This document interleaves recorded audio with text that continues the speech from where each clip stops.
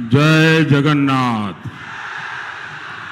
जय जगन्नाथ, जय जगन्नाथ, जय श्री राम, जय श्री राम। एठी उपस्थिता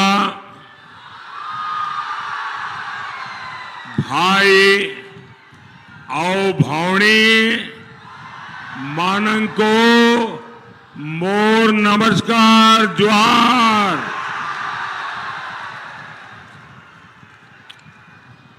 यहां मैंने देखा एक बिटिया बहुत बढ़िया चित्र बना के लाई थी, साथ में राम मंदिर भी बनाया था। वो चित्र के पीछे आपने अपना नाम पता लिखा है। ये बच्ची भी कोई किताब लाई है, देना चाहती है, जरा ले लीजिए भाई। वो कोई नौजवान हमारी माँ का चित्र बना के लाए हैं, आप वो भी ले लीजिए।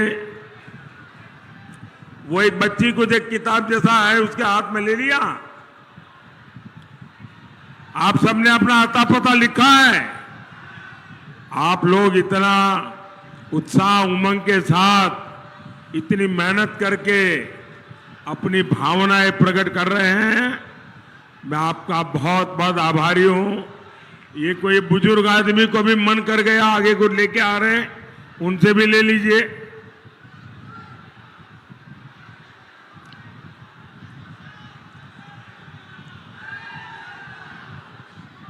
हमारा उड़ीसा कला का धाम है, हर परिवार में कला है और इतनी बढ़िया बढ़िया चीजें बना के लाते हैं सब। लेकिन इसके साथ आप अपना प्यार भी लेके आते हैं, आप अपनी शुभकामनाएं लेके आते हैं, और वही मेरी सबसे बड़ी ऊर्जा है, वही मेरी सबसे बड़ी ताकत है। साथियों, महिमा गोसाई और भीमा भोई की स्मृति को मैं आज इस धरती से नमन करता हूं।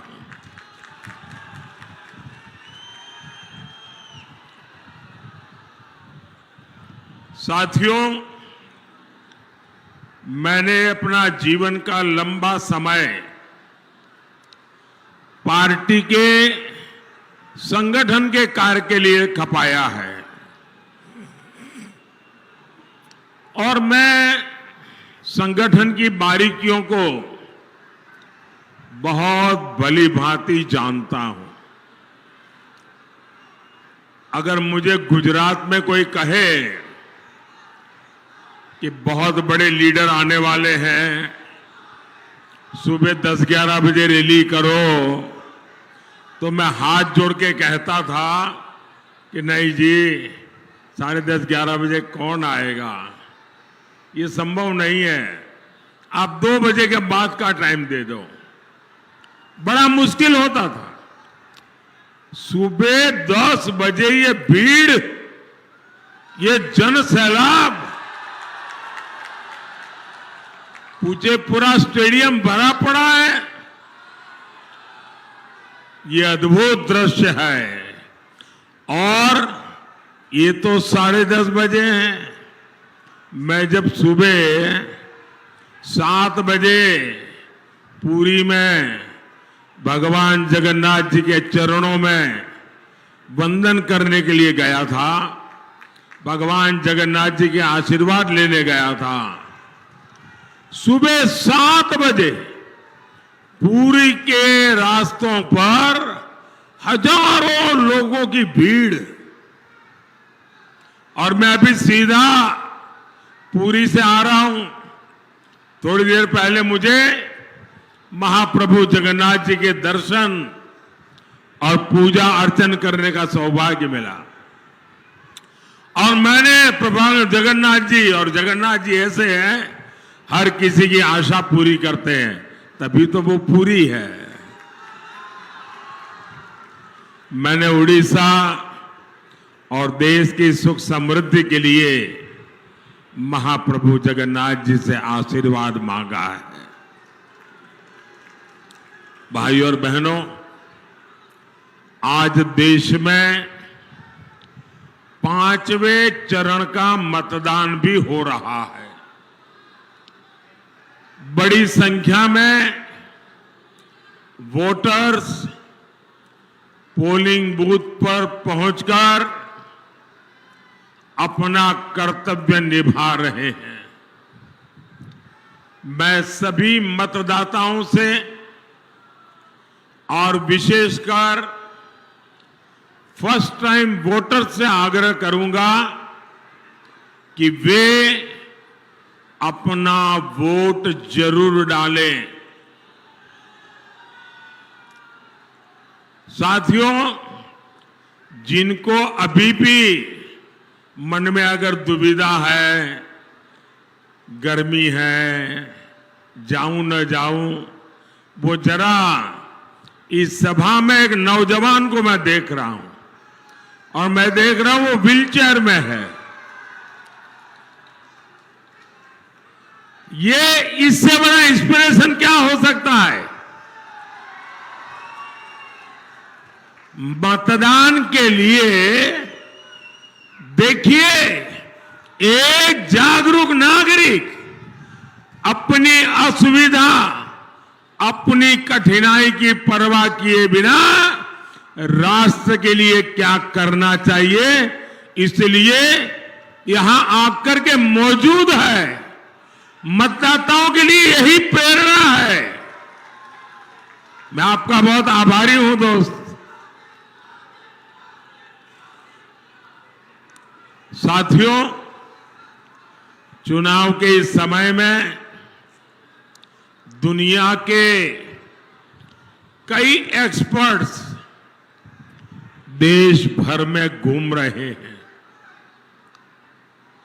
वो भारत के इस तरफ जरा जो चित्र लाए हैं जरा ले लीजिए। किसी को निराश मत कीजिए भाई, किसी को भी निराश मत कीजिए। ये लोग देने के लिए आए हैं, कुछ लेने के लिए नहीं आए हैं।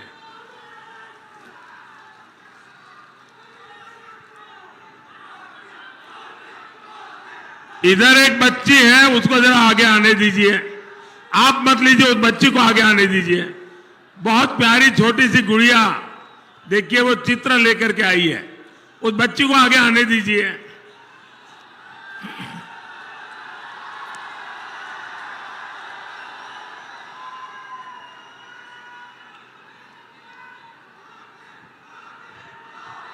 शाबाश बेटा। बेटा तुम्हारा चेहरा नहीं दिखाई देता है मुझे।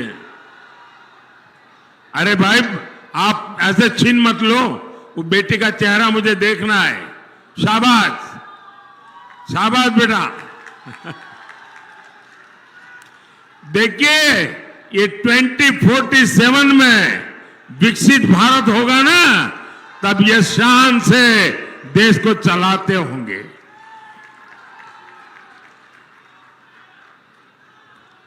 साथियों,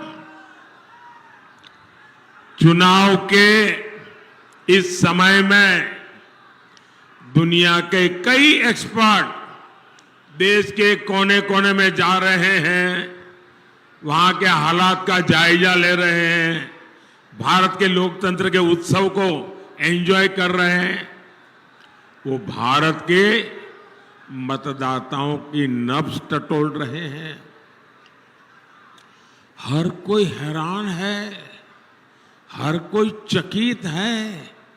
ये जन समर्थन, जनता जनार्दन का ये आशीर्वाद हर कोई मोदी सरकार को तीसरी बार वापस लाना चाहता है।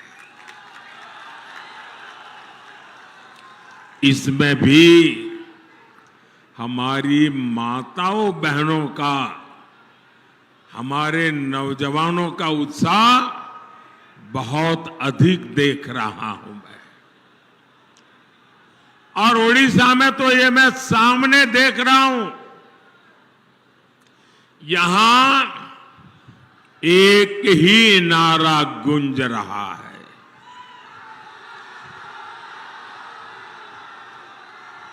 ओडिशा के गांव गांव, गली गली, घर घर से एक ही आवाज आ रही है।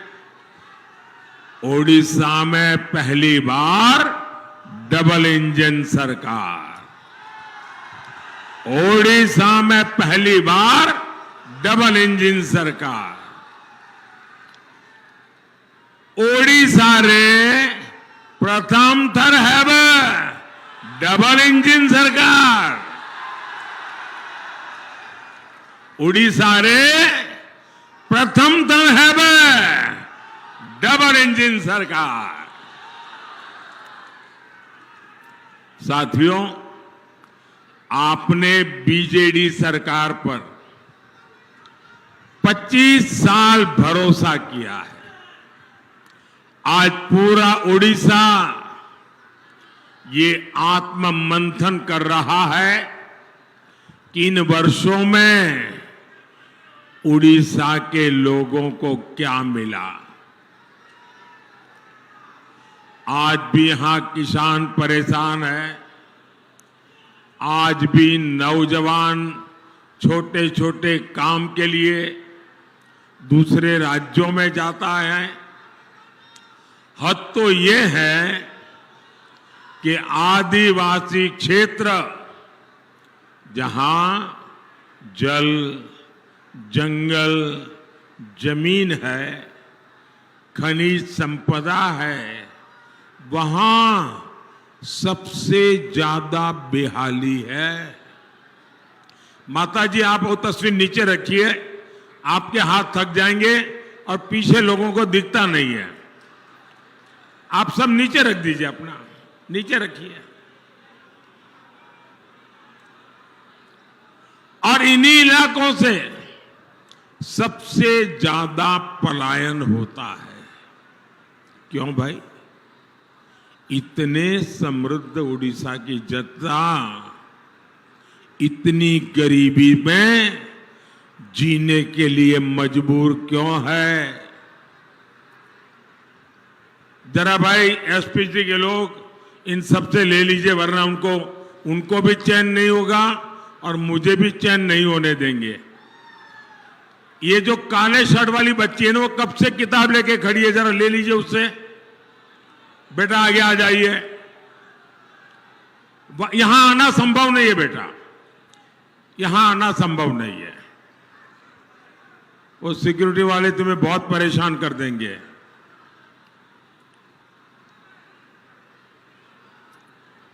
अब संतोष हो गया सबको? अब मैं अपनी बात करूं आगे। आप इतना प्यार बरसाते हैं कि मेरी बोलती बंद हो जाती है।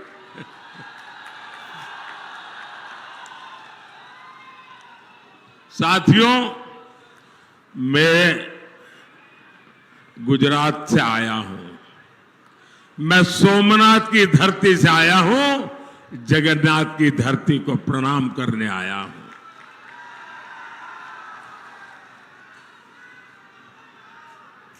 लेकिन मैं उड़ीसा में जो गरीबी देखता हूं, मेरे दिल में बहुत बड़ा दर्द होता है कि इतना समृद्ध प्रदेश, इतनी महान विरासत, ये मेरे उड़ीसा को किसने तबाह कर दिया, किसने बर्बाद कर दिया, किसने इसके नौजवानों के सपनों को कुचल डाला। एक एक बात मुझे बहुत दर्द करती है, बहुत पीड़ा करती है। और मैं जब देखता हूं इसकी वजह क्यों है, क्या वजह है? इसकी वजह है बीजेडी सरकार पूरी तरह भ्रष्टाचारियों के कब्जे से गिरी हुई है। मुट्ठी भर भ्रष्टाचारियों ने मुख्यमंत्री आवास को, मुख्यमंत्री कार्यालय को कब्जा करके बैठ गए हैं। बीजेडी के छोटे छोटे नेता भी करोड़ों के मालिक बन गए हैं। भाइयों और बहनों, उड़ीसा की बीजेडी सरकार ने यहां की खनिज संपदा का लाभ आपको नहीं लेने दिया। मोदी ने 2014 में जब से आपने सेवा करने का अवसर दिया, हमने नई खनन नीति बनाई। इसके तहत ओडिशा को ज्यादा रॉयल्टी मिलती है। मोदी ने डिस्ट्रिक्ट मिनरल फंड बनाया ताकि यहां से निकलने वाले हर खनिज का एक हिस्सा यहीं विकास में लगे, यहां रहने वाले लोगों को लाभ हो। आप अंदाजा लगा सकते हैं, हमने उड़ीसा को डीएमएफ के तहत कितने रुपए दिए हैं, डिस्ट्रिक्ट मिनरल फंड कितने रुपए दिए हैं, आप जानकर के हैरान हो जाओगे। डिस्ट्रिक्ट मिनरल फंड के तहत 26,000 करोड़ रुपए, साथियों 26,000 करोड़ रुपए। और ये पैसे ढेंकेनाल में बच्चों के स्कूल के लिए, गांवों की सड़कों के लिए खर्च होने थे, लेकिन इसमें भी बीजेडी के लोगों ने भ्रष्टाचार ही भ्रष्टाचार फैलाया। साथियों, बीजेडी के राज में न तो उड़ीसा की संपदा सुरक्षित है और न ही उड़ीसा की सांस्कृतिक धरोहर सुरक्षित है।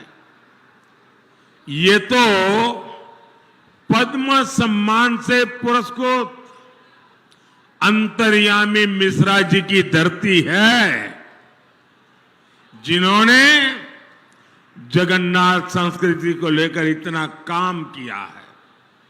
लेकिन बीजेडी सरकार में जगन्नाथ जी का मंदिर भी सुरक्षित नहीं बचा है। पिछले 6 साल से श्री रत्न भंडार की चाबी का अता पता नहीं है। मैं जरा आप सबसे पूछना चाहता हूं, पूरे देश की श्रद्धा, सदियों से जो पूजा होती है, जिसका मालिक स्वयं भगवान जगन्नाथ है, अरे हमारे घर की चाबी खो जाए तो भी हम मन्नत करते हैं, महाप्रभु जगन्नाथ जी मेरे घर की चाबी जरा खो गई है, कुछ मदद करो। और महाप्रभु जगन्नाथ जी के आशीर्वाद से घर की चाबी भी घंटे 2 घंटे में मिल जाती है। 6 साल हो गए, रत्न भंडार की चाबी खो गई है। इसके पीछे का बहुत बड़ा राज बीजेडी सरकार और मुख्यमंत्री को घेरा डाल करके जो लोगों ने कब्जा किया हुआ है ना, वो सीधे सीधे जिम्मेवार है।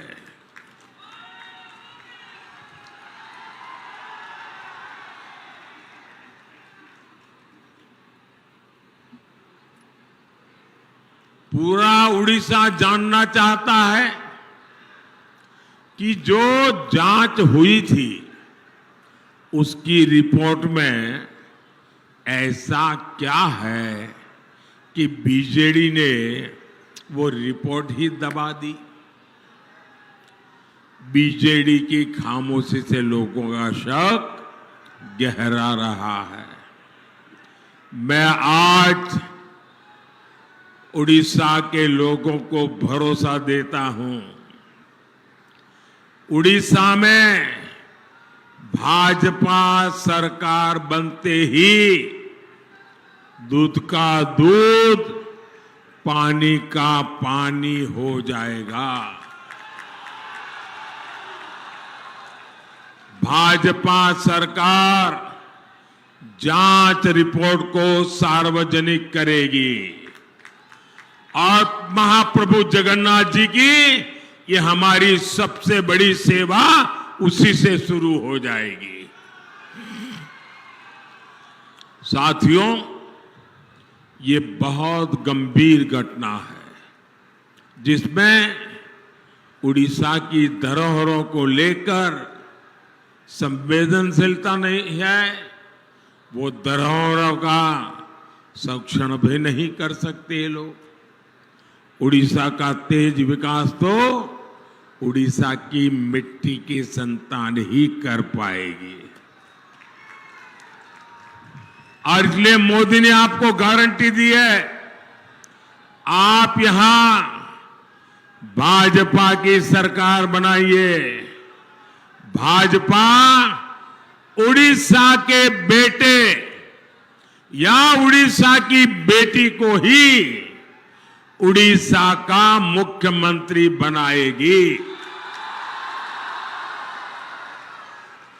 और आपको मालूम है ना, मैंने पहले से बताया है, शपथ ग्रहण की तारीख बताई है, पता है ना? कौन सी तारीख? मैं आज आपको निमंत्रण देने आया हूं। 10 जून को उड़ीसा में डबल इंजन सरकार का शपथ ग्रहण कार्यक्रम होगा। ये सरकार का जाना तय है। भाइयों बहनों, 21वीं सदी के उड़ीसा को विकास की रफ्तार चाहिए। वो बीजेपी सरकार किसी भी हालत में नहीं दे सकती। इस शताब्दी का अब तक का पूरा हिस्सा आप बीजेडी को मौका दे चुके हैं। अब समय आ गया है कि आप बीजेडी की ये ढीली ढाली नीतियां, ढीला काम, स्लो रफ्तार को छोड़कर भाजपा की तेज रफ्तार सरकार चुने। आप सभी देख रहे हैं, पिछले 25 वर्षों से उड़ीसा में सिंचाई के अनेक प्रोजेक्ट अटके लटके और भटके हुए हैं। रंगाली सिंचाई परियोजना 80 के दशक से बन रही है, आज तक नहरें नहीं बन पाई। एक और प्रोजेक्ट स्वर्ण रेखा सिंचाई परियोजना, इस पर 1970 से प्लानिंग चल रही थी। आपने मोदी को अवसर दिया तो इसको हम पीएम कृषि सिंचाई योजना के दायरे में लाए। उड़ीसा में ऐसे 8 बड़े सिंचाई प्रोजेक्ट थे जो कई दशकों से लटके हुए थे। इनमें से 5 को तेज रफ्तार मोदी सरकार पूरा कर चुकी है, लेकिन बीजेडी सरकार के ज्यादातर प्रोजेक्ट आज भी अधूरे ही है। साथियों, ओडिशा के धान किसानों के साथ भी यहां बरसों से विश्वासघात हुआ है। यहां किसान साल में एक फसल मुश्किल से ले पाता है। वो मेहनत करता है, धान उगाता है, लेकिन 2200 रुपये का घोषित एमएसपी तक उसे नहीं मिल पाता।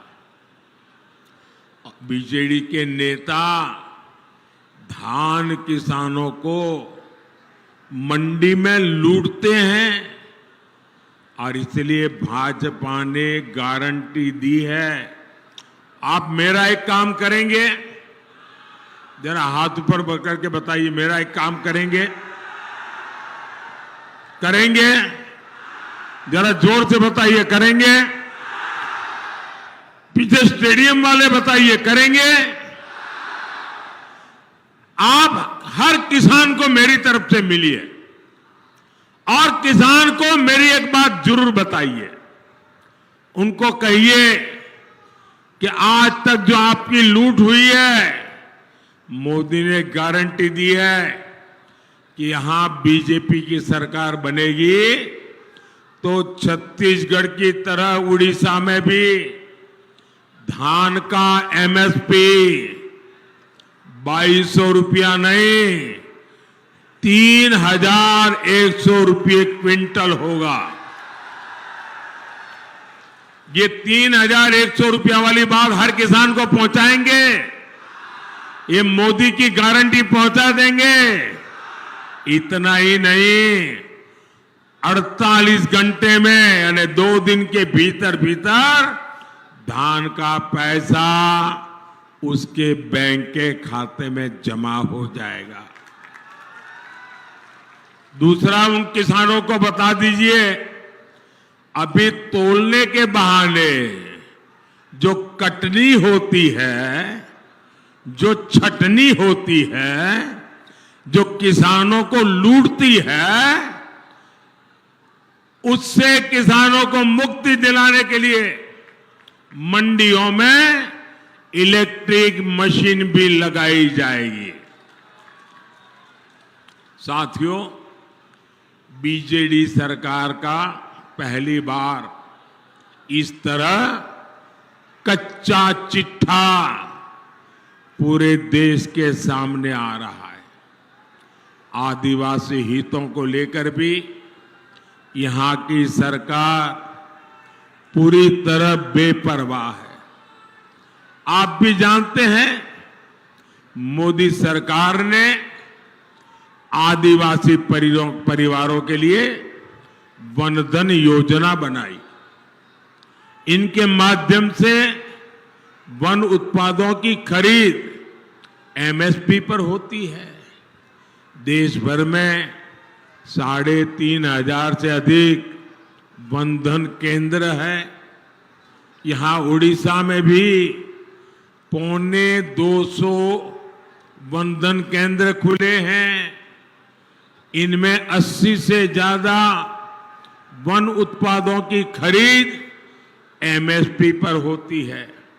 लेकिन बीजेडी सरकार क्या करती है, वो वन उपज पर आपको सही एमएसपी तक नहीं देती। 25 साल हो गए नवीन बाबू की सरकार आदिवासियों के लिए यहां पेशा कानून तक लागू नहीं कर पाई। इससे आदिवासी परिवारों के भूमि अधिकार से जुड़ी अनेक समस्या ज्यों की त्यों है। भाइयों और बहनों, उड़ीसा में बीजेडी सरकार की वजह से हमारी माताओं बहनों का घर चलाना बहुत मुश्किल हो गया है। अब देखिए, मोदी दिल्ली से आपको मुफ्त चावल देने के लिए पैसा भेजता है, लेकिन बीजेडी के लोग यहां उसमें अपनी फोटो लगाते हैं और आपके हिस्से का चावल बाहर बेच देते हैं। इसलिए उड़ीसा की महिलाओं के लिए भाजपा ने एक बहुत बड़ी योजना बनाई है। भाजपा की सुभद्रा योजना उड़ीसा की हर बहन को बहुत मदद करने वाली है। मोदी आपके घर का बिजली बिल जीरो करने के लिए कोई काम कर रहा है। पीएम सूर्यघर मुफ्त बिजली योजना का तेजी से विस्तार हो रहा है। आप अपने घर पर सोलर पैनल लगाएं, इसके लिए मोदी सरकार आपको 75,000 रुपये से ज्यादा दे रही है। इससे बनी 300 यूनिट तक बिजली आप मुफ्त इस्तेमाल करेंगे और बाकी बिजली बेचकर आपकी कमाई भी होगी। साथियों, उड़ीसा में डबल इंजन की सरकार के लिए भाजपा के उम्मीदवारों को एमएलए भी सबको चुनना है और यहां एमएलए चुनकर भुवनेश्वर भेजिए और साथ ही ढेंकानाल से मेरे बहुत पुराने मित्र, सबको आश्चर्य होगा, 40 साल से हमारी दोस्ती है, ऐसे रुद्रनारायण पाणी जी, 40 साल से मेरा नाता है इनसे। और संबलपुर से धर्मेंद्र प्रधान को रिकॉर्ड वोट से जिताकर दिल्ली भेजिए। यहां कुछ बहनें आशीर्वाद लेके आई है। वो एक बच्ची चित्र लेके आई, जरा एसपीजी के लोग इसको कलेक्ट कर लीजिए। मैं आपका बहुत आभारी हूं। आप कब से प्रतीक्षा कर रही है, वो मेरी टीम ले लेगी, आपको मुझे पहुंच जाएगा। मैं आपके आशीर्वाद के लिए आपका आभारी हूं। इधर भी जरा देखिए, एक नौजवान है, वो भी कुछ लेके आए हैं, जरा कलेक्ट कर लीजिए भाई। इस तरफ भी कलेक्ट कर लीजिए। मैं आपके प्यार का मेरे लिए बहुत मूल्य है जी। मैं आपको निराश नहीं कर सकता हूं। जो लोग रात रात चित्र बनाते हैं या लेके आते हैं, मेरे दिल को छू जाता है। मैं हृदय से आप सबका बहुत आभारी हूं और जिन तक मेरी ये बात पहुंचती नहीं, मैं उनके भी क्षमा मांगता हूं, क्योंकि सभा में मेरे लिए संभव नहीं होता है कि सबकी तरफ मेरा ध्यान जाए और बहुत से लोग हो जाए, इतनी मेहनत करके आए होंगे, बहुत सी चीजें छूट जाती होगी। साथियों, मेरा एक काम करेंगे आप लोग,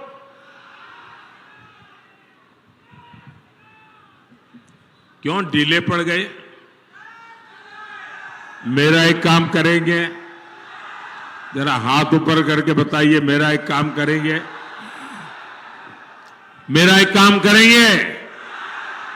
आप घर घर जाइएगा और कहिएगा कि अपने मोदी जी आए थे और मोदी जी ने परिवार के सबको नमस्कार कहा है, जोहार कहा है।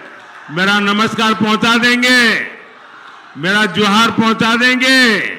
बोलिए भारत माता की, भारत माता की, भारत माता की। बहुत बहुत धन्यवाद।